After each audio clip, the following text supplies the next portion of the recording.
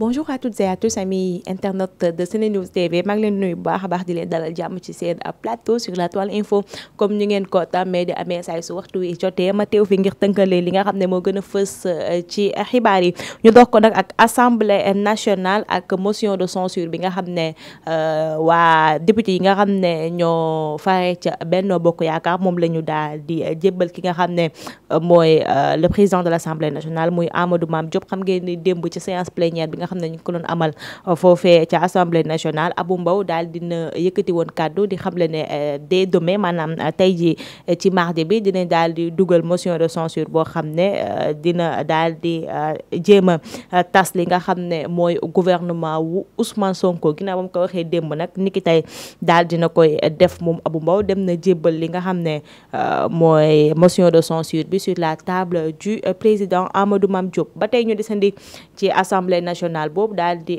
wax ci li nga xam ne mooy demande ba président de la république amoon muy ñi daal di supprimer li nga xam ne mooy HCCT ak li nga xam ne mooy CSE ginnaaw nag démb lu toll ci 12 tours d'horloge maanaam plus de 12 heures de temps ñoom député yi ñu def ko assemblée dañoo daal di mujjee rejeter li nga xam ne mooy demande président bi ndax 83 députés de l'opposition ont voté contre la suppression 80 voix ci pouvoir bi daal di voté oui ci noonu la ñu daal di rejeter li nga xam ne mooy demande bi nga xam ne président de la république sàkku woon na ko ngir ñu daal di tas structure yooyu le ginnaaw ci bi loolu nag ba tey dañuy des ci li nga xam ne mooy assemblée bi ndax ginnaaw bi boobu tamit ki nga xam ne mooy président de la république daal dinay joxe xalaatam ci mbir mi à travers communiqué bi nga xam ne depuis ce matin mi ngi circuler ci mbir mi bu ñu sukkandikoo ci Seneweb ñoom la ñu daal di xamle mooy l'Assemblée nationale a rejeté le projet de loi portant la dissolution du Conseil économique, social et environnemental et du Haut Conseil des collectivités territoriales. Dans un communiqué parvenu à Seneweb, la présidence de la République a réagi et fait savoir que le chef de l'État prend acte de cette décision. Il précise également que ce rejet du projet de loi montre la rupture profonde entre les députés de la majorité et les aspirations populaires qui se sont massivement exprimées lors de l'élection présidentielle du 24 mars dernier. loolu la communiqué bi daal di xam leen ndax bu sukkandikoo ci Seneweb mooy président de la République nee na il prend acte de ça li mu gis nag aussi du lenn lu dul benn rupture bu xóot a xóot entre ñi nga xam ne ñooy député yi teewal askan wi foofee ci assemblée ak ñi nga xam ne ñoo voté woon à 54,28 pour daal di teg ki nga xam ne mooy le président Bassirou Diomaye Faye ci bopp nguur gi. ci noonu la ñuy wéyalee information yi cette fois-ci daal di jàll ci mbirum Abdou Aziz Dabala am na ay information yu yees yoo xam ne wàcc na fi mu toll nii muy des nouvelles révélations. Nabou Leye serait-elle finalement libre? C'est la question bi nga xam ne depuis ce matin ñu ngi daal di posé wu question boobu ginnaaw bu ñu gisee ab article boo xam ne waa L'As Quotidien ñoom ñoo ko daal di bind. waa L'As Quotidien ñoom li ñu xamle ne un nouveau rebondissement dans l'affaire du meurtre d'Aziz Dabala et du jeune Boubacar Gano, plus connu sous le nom de Wali.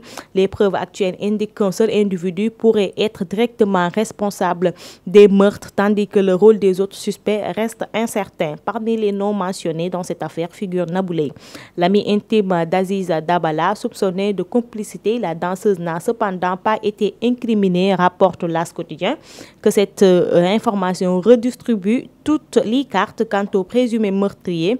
Il aurait avoué aux enquêteurs avoir tué les deux victimes sous l'emprise de la drogue. Toujours selon le journal qui donne l'information, l'agresseur ne se serait présenté chez Aziz Dabala dans l'intention de lui demander de l'argent. Il connaissait bien les préférences personnelles de la victime, ce qui lui aurait influencé l'agression. Sur place, armé de son arsenal de séduction, il aurait tenté de le séduire. Une somme de 5 000 francs a été retirée par les circonstances précises ayant conduit à un coup de poignard puis à une bagarre mortellement qui jusqu'à présent reste tout flou dans la tête des Sénégalais. mu ngi noonu information yu bees yi nga xam ne L'As Quotidien ñoom ñoo koy indi fi mu toll ni dañuy laam-laamee ba xam Nabou Leye takk na ci mbir mi wala takk ci ndax d'après les informations yi nga xam ne moo mujjee génn li muy wone mooy ki nga xam ne mooy Nabou Leye di xaritu benn bakkanu Aziz Dabala laalewul ci mbir mi.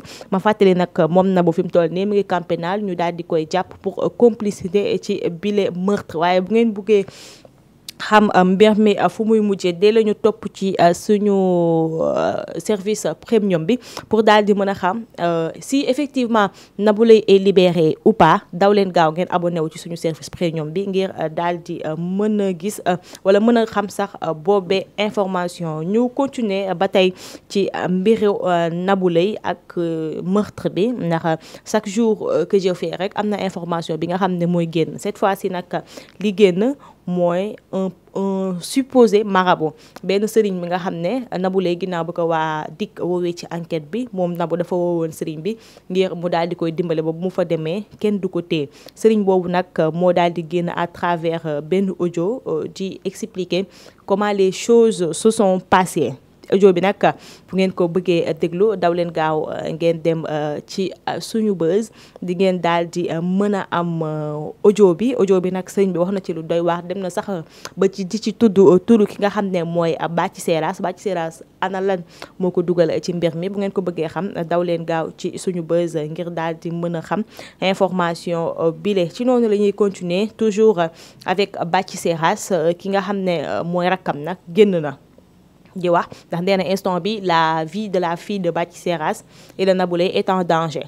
ba tax na moom génn na di alerter parce que gis nañu depuis lors problème bi am doomu Nabou Leye bi elle est très exposée sur les réseaux sociaux. nit yi ñu ngi koy jot à travers ces différents comptes yi mu am. ba tax na nag ñoom instant bi seen xel dalatul. nee nañ seen doom elle est très très exposée et surtout nit yi dañu koy woo di ko menacer. ba tax na daal ñu ngi alerter li nga xam ne mooy l'opinion publique ngir mu daal di veiller ci booba xale.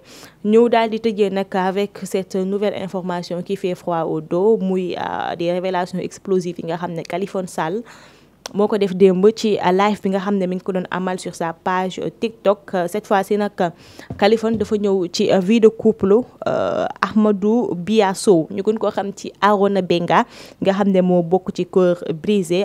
moom Kaliphone nag bu ñu sukkandikoo ci ay kàddoom mooy Arona daal dinay divorcé ak ki nga xam ne mooy sa femme d'origine gambienne. xam ngeen ni y a à peu près 6 mois kii di Arona Benga def na benn xew bu rëy foofee ca Gambie. elle s'est mariée avec une Gambienne qui vit aux États-Unis. photo yaa ngi sur les réseaux sociaux waaye bu ñu sukkandikoo ci ay kàddu Kaliphone mooy sëy ba yàggut ndax ba nii may wax ak yéen sëy ba daal dinay tas. li ko tas nag mooy ki nga xam ne mooy Arona Benga da loon dóor jabar ji ba pare da ko sàcc ay or yi nga xam ne yaayam moo ko joxoon pour mu takk ko ci jour xew bi. waaye yemul ci loolu da ko escroquer tamit li nga xam ne mooy xaalis.